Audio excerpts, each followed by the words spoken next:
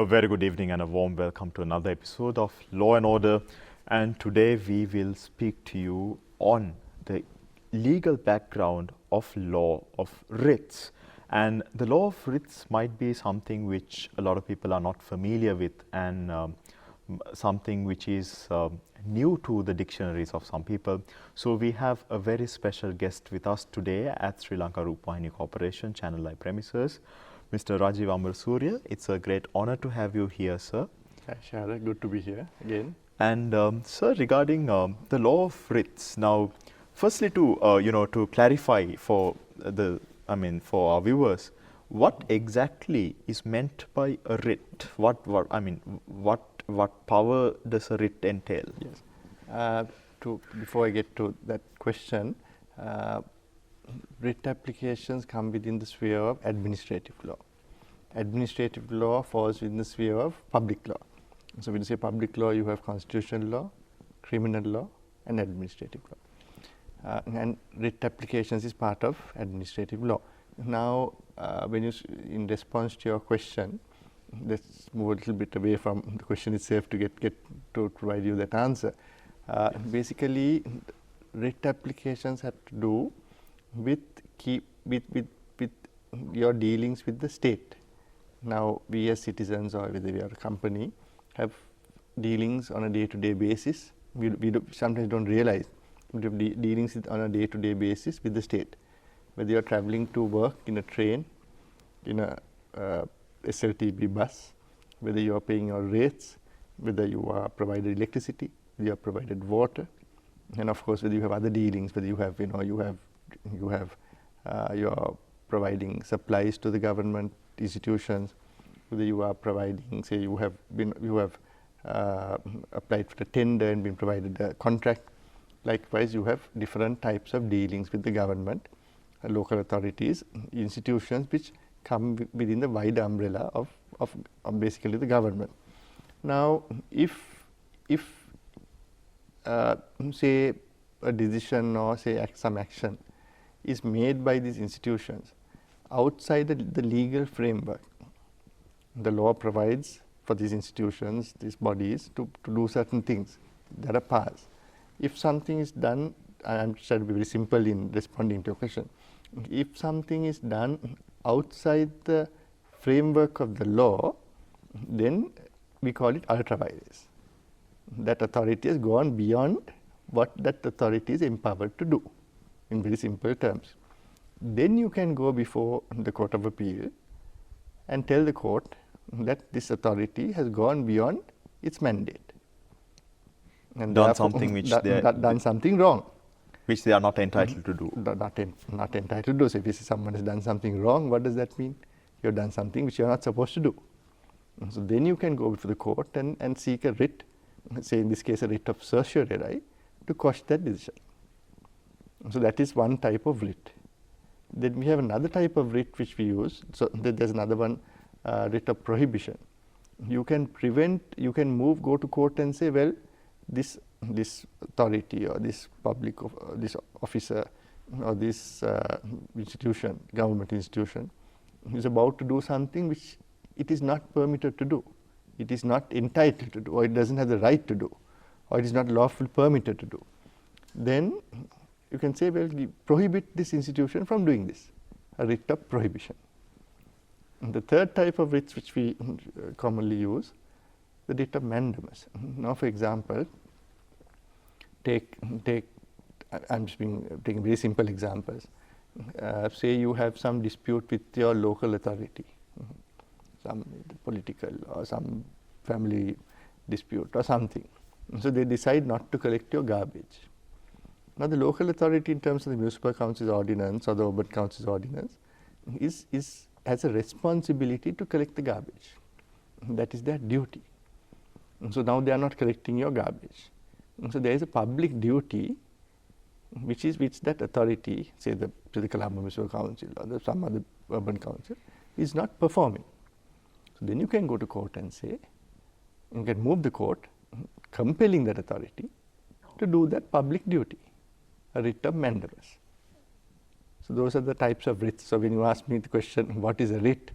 I couldn't answer it in simple. So basically, that is basically what the types of applications one can make to court or request court, and the court can issue those writs. And also to re-clarify, this writ jurisdiction or the right to go to court seeking a writ only applies to government decisions. Basically, the principle is affectation of rights by those who are in control of you. Now, the simple form, yes, it is basically against state action which is referable to some kind of legal duty or referable to law.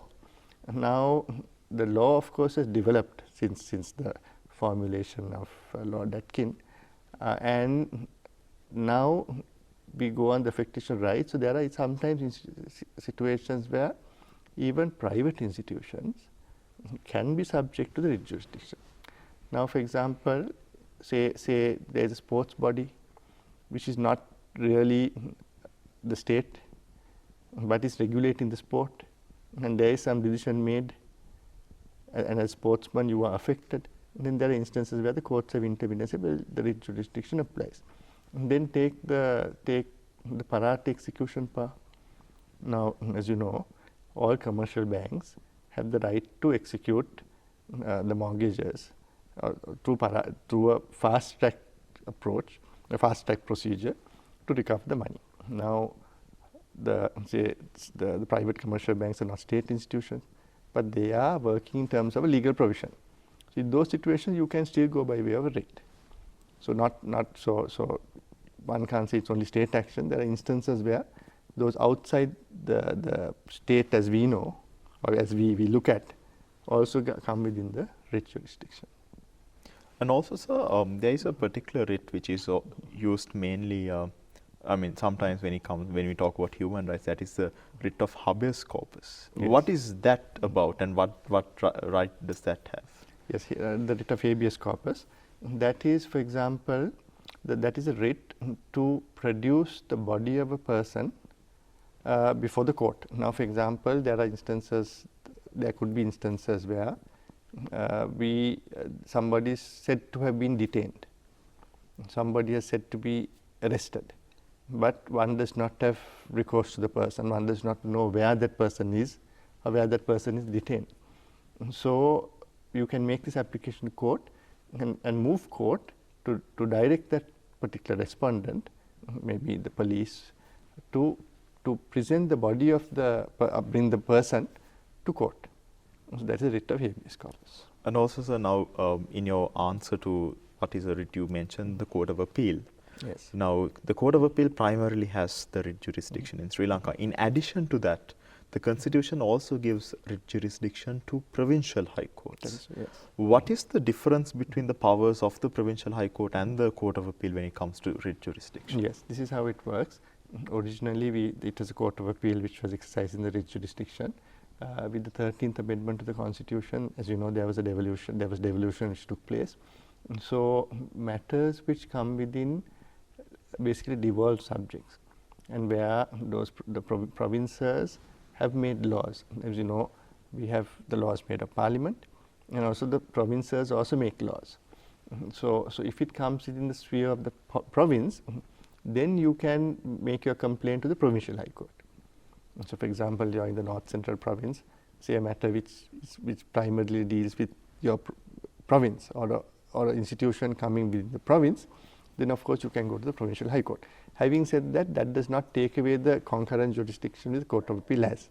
So, you can either go in example which deals in situation where the matter comes within the province, still you can come before the Court of Appeal.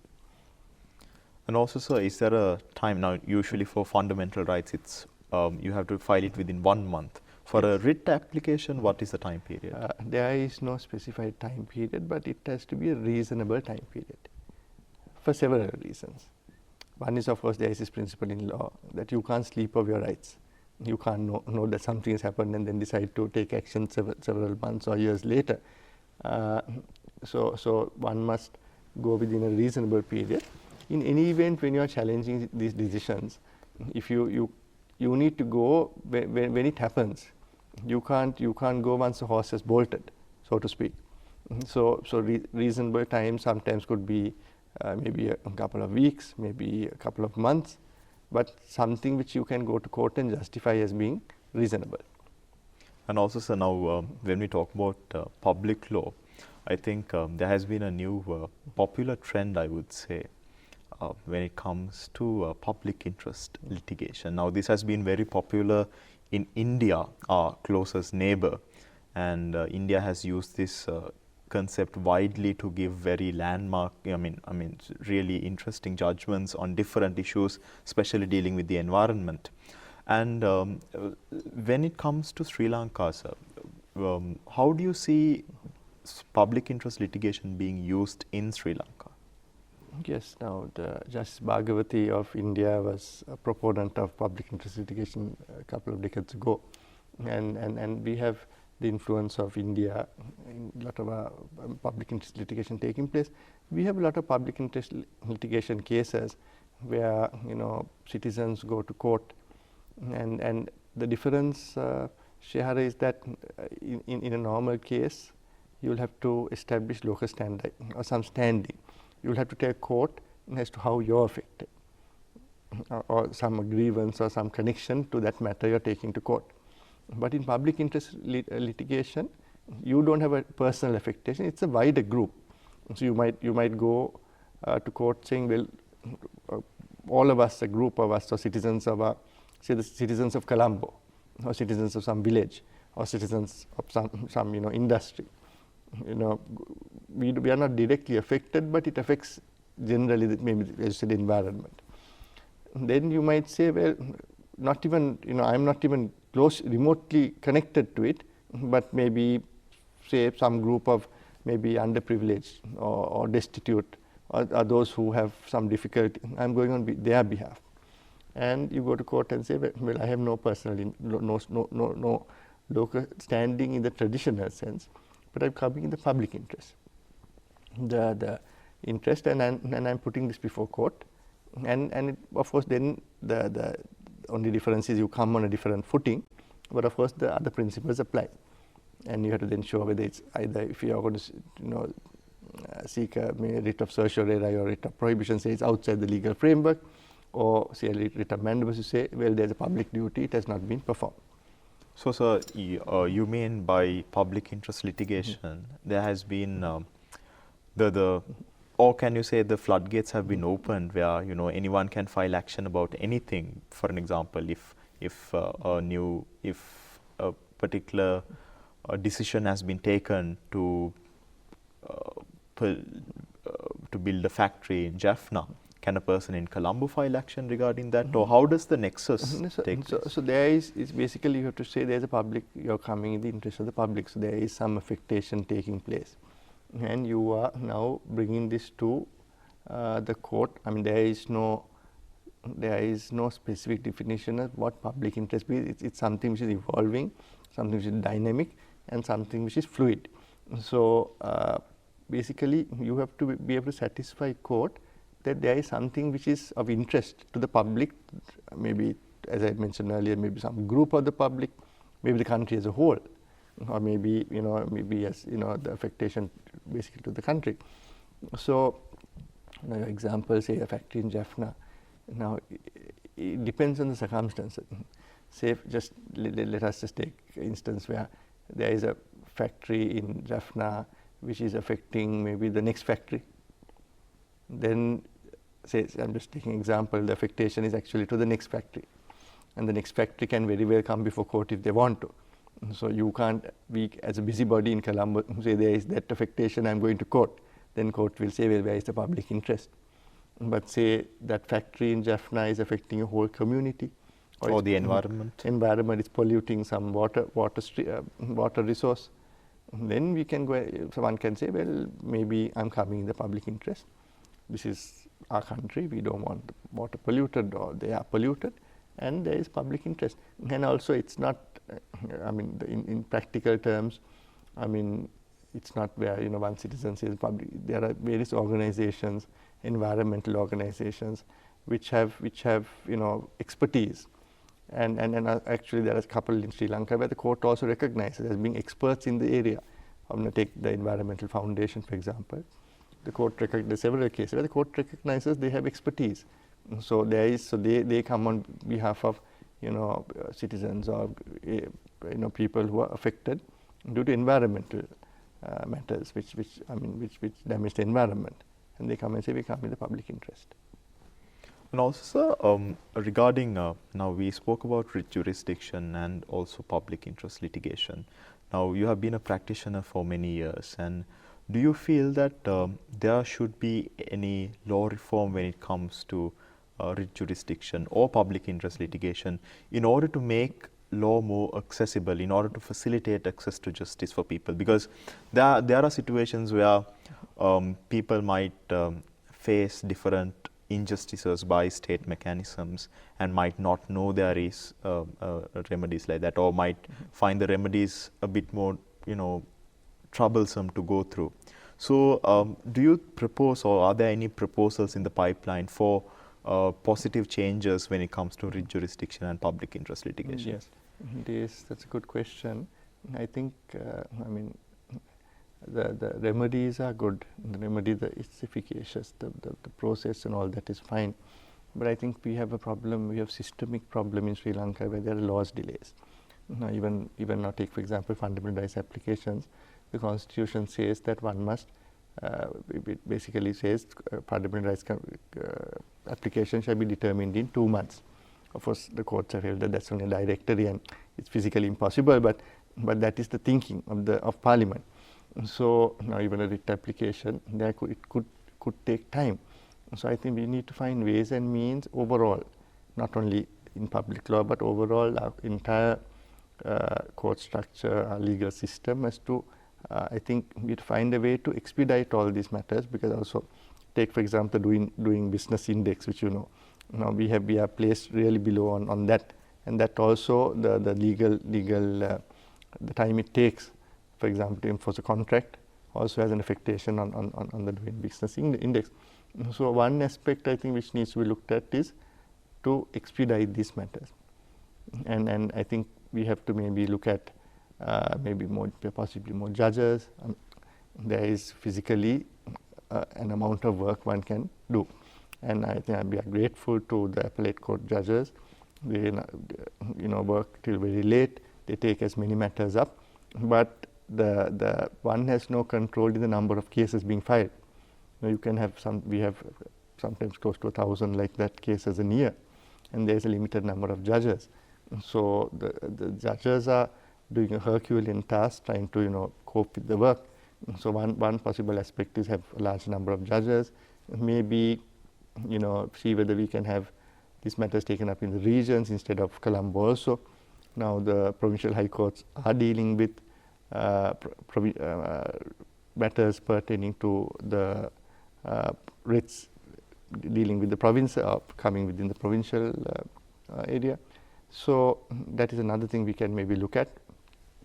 But overall we need to speed up the process, because sometimes when someone comes before court, you are in expectation of relief quickly, and our system does not sometimes facilitate that. And also, so now let me, in my final question to you, let me just take our focus away from writ jurisdiction and look at public law. Now, usually when a person is affected by a state decision, that is a decision by a department or a state mechanism, one remedy is of course to file a fundamental rights application if your fundamental rights are infringed, and also you have the option of filing a writ jurisdiction depending on what the decision is. In other than that, what other remedies are available if you're affected by a decision of the state? Are there any alternative dispute resolution mechanisms when it comes to state decisions? Are there any other action you all can take as a person who is affected by a decision of a governmental body? Yes, there are different, sometimes there are different tribunals in different spheres. Now, for example, take the Public Service Commission, which basically controls all public service appointment, So all public servants come within the Public Service Commission. So if there is a violation there, you can always appeal to the Administrative Appeals Tribunal. So that process is there, and basically the Administrative Appeals Tribunal makes binding orders, so that is one aspect. Then we have the Human Rights Commission. For example, there is a violation of fundamental rights. One can prefer an application to Human Rights Commission. Then the Parliamentary Commissioner for Administration. Again, in the public sphere, one can make a complaint there, but of course, that is to do. It is recommendations which one makes, and also within the other aspects of the government machinery, there are different tribunals. Now, for example, if you have a tax matter, there is a Tax Appeals Commission. Likewise, in different areas, one has the mechanisms in place. But of course, if one is going to court, then of course it is the Court of Appeal or the Provincial High Court in the writ applications, or the Supreme Court in the fundamental rights application. Thank you, sir. And with that, we would like to wind up our discussion on the law of writs, and I think on public law in general. So it was a great and a fruitful discussion, and we are thankful to you, sir, for taking time off to be here and to share your knowledge and experience with the general public at large. Thanks, Shahra. My privilege to be, an honor to be here. And also with that, we conclude today's episode on law and order, and with another fruitful episode on bringing for making justice more accessible for the people. We would like to meet you again next week at the very same time.